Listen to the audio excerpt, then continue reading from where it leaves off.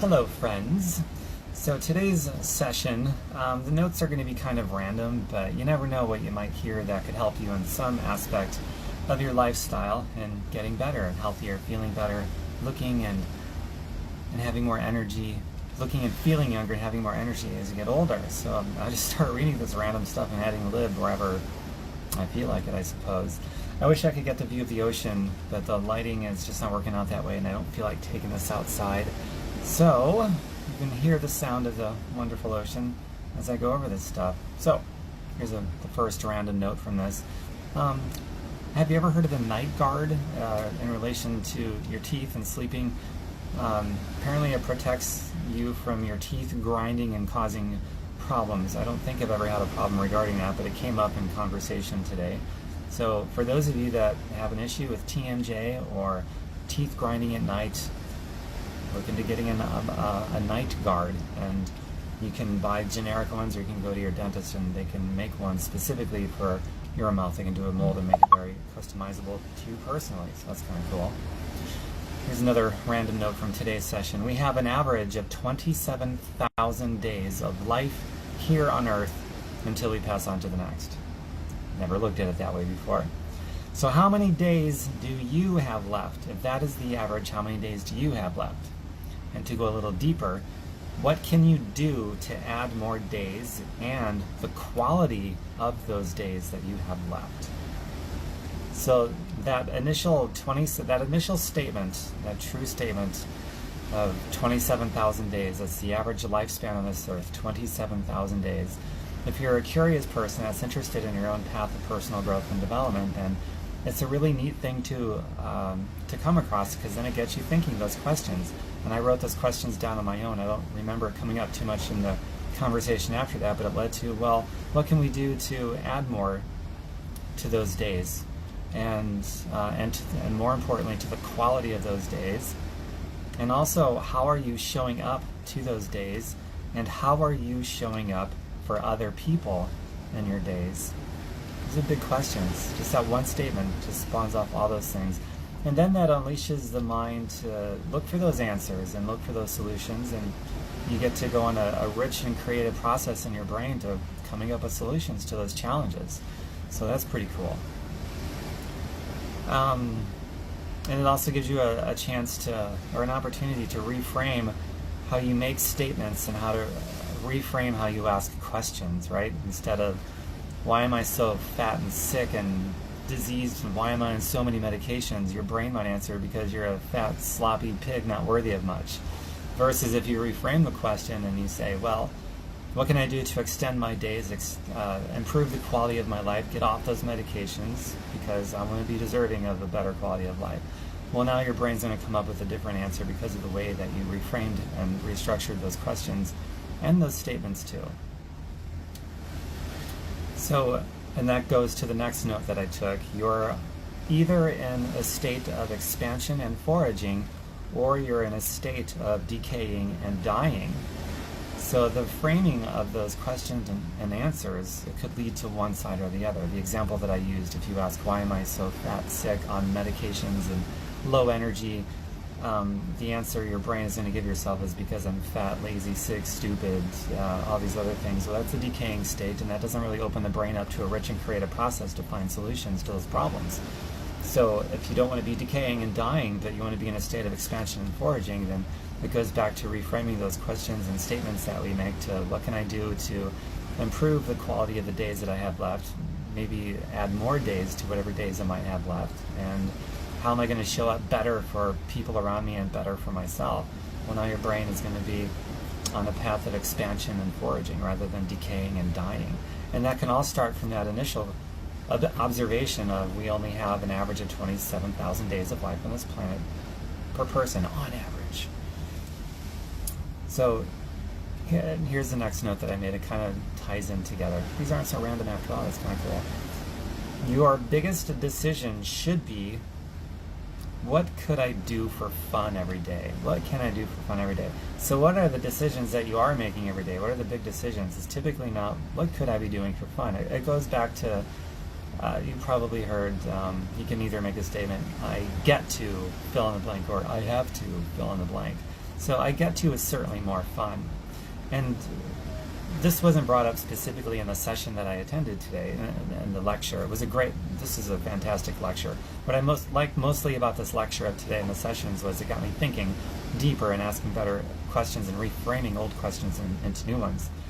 But when you get down to what could I be doing for fun every day instead of what do I have to do every day, in my mind that goes down to, geez, you need passive and residual income. They didn't say that specifically, but I can connect the dots, right?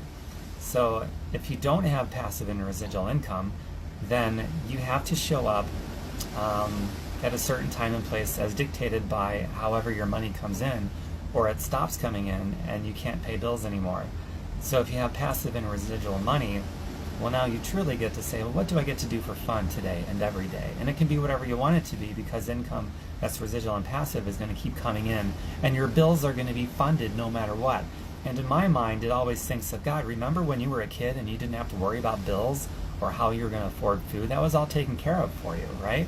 And so you could just have fun. You can worry about just having fun. And so as an adult, we get to this place where, gosh, it's not like that anymore. And I like saying so-called adults say, once you get to be an adult, bills are part of real life. Well, it shows what little they know. They don't know anything about being an adult.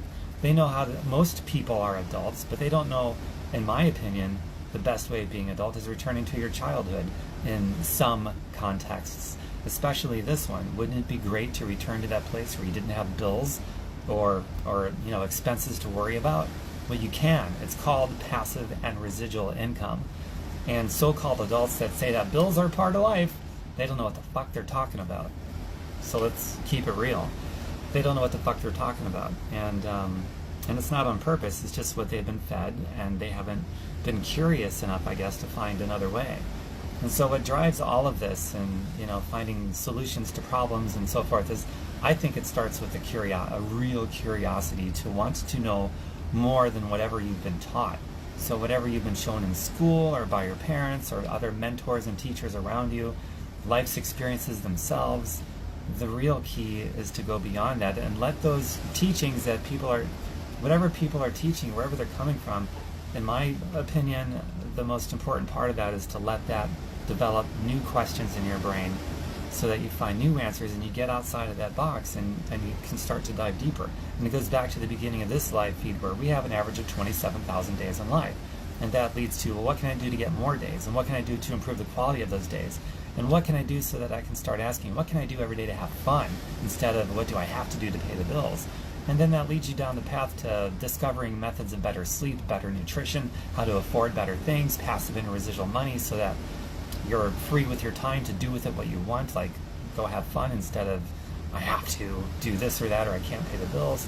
So that's the biggest thing in my view is to have a curious brain, and whatever you're being taught, the main purpose of that is not only what you're being taught directly, but all the stuff that spins off from that in your brain into other areas and how you frame and reframe those questions to unleash the power of your brain to be rich and creative in finding those solutions. I hope that makes sense. So continuing on with my notes, there's not many more. Okay, so right here, living in the present, in the now, is the most sacred space, living right now. And I like to go a little bit deeper than that, saying you should recognize your past and take the lessons from it as you go into the future, but at the same time, you're living in the sacred space of now. The most sacred space is always right now. But you're also doing it for fun in the moment, and also so that your future self will say thank you to you for what you did yesterday or today. So, and if you didn't think about that, in a nuanced way that way, then lessons of the past would be in vain. And also, well, I guess heroin could be fun in the moment, but you might not be alive tomorrow because of it. So it's important to be able to hold two thoughts in our mind at the same time. So, or three in this case, I guess. The lessons of yesterday, living in the now, having fun, but at the same time doing things to set up a bright future too. And that can be done. That's having our cake and eating it too. That's the secret to longevity. Ooh, the secret. I don't think it's a secret. I'm telling you guys right now. It is a secret, or I'll call it a pillar. It's a pillar of longevity to realize the sacred space of right now instead of living in the past. or living only for the future. Live for now and the future, taking with the lessons of the past. That's the secret to longevity, or the pillar to longevity. This one I love. An orgasm a day keeps the doctor away, but also have the apple a day. One of the people speaking today talked about how she knew some of the Playboy bunnies, and the real successful Playboy bunnies. They were happy, successful, and one of their secrets was they'd have 2 orgasms every day, with or without somebody. And that went a long way to their health. And that's a legitimate health discussion, because, you can Google this. I've talked about this in past blogs, what it does for the skin, the organs, the circulatory system. Having an orgasm actually hits all of your systems. And if you have 1 or 2 every day, with or without somebody else, then it's going to go towards the natural anti-aging effect of your skin, your internal organs, your life, your energy. It hits all of your body's systems. So that's a pretty awesome ingredient to the whole anti-aging concept under the natural health umbrella. Especially the skin, what it does for the skin to make you look younger.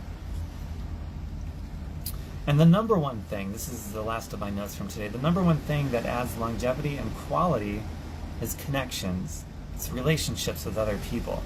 It's more than the food, it's more than the exercise, it's more than sleep, more than laughter, even more than sex. So a lot of people guessed, is it laughter that's the most important thing to longevity and the quality of the days that we've got left? No, it's not even laughter. It's the connections that we develop with other human beings. And that's why, one common thread between all the most successful people in the world, all of them talk, there's certain patterns, and one of the patterns is the relationships and the connections that they develop in their lives. And that is, they get rid of the toxic ones that make them feel sick, and they scale up on the good ones that make them feel good as much as they can, and to be mindful of how we're showing up for other people, and to be mindful of how they're showing up for us, if it's a symbiotic mutual thing, to where we're mutually reciprocating good energy, and interpret good energy for whatever that means for you. That is the most important thing. But they're all important, so do all of those things that contribute to longevity, because they're all interrelatable, but the single most important thing seems to be the connections we form as we get older. So those are the notes that I took today, and that's all I want to go over. Feel free to share this. So my website is tomberkenmeyer.com, just like it's spelled here on social media, tomberkenmeyer.com, tomberkenmeyer.com. And I can't wait to share more with you guys. This is our last day here. I'll end this video with a panoramic shot of the ocean from my cabin, as if there hasn't been enough of these already.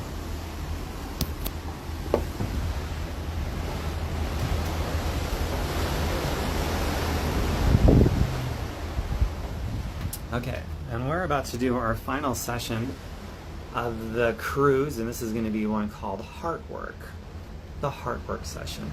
And I'll come back later today or tomorrow or something with a little snippet live feed about that. So that'll be fun. And share this, tomberkenmeyer.com, and my website. You'll find mostly content about natural health, natural healing, residual and passive income that I talked about earlier.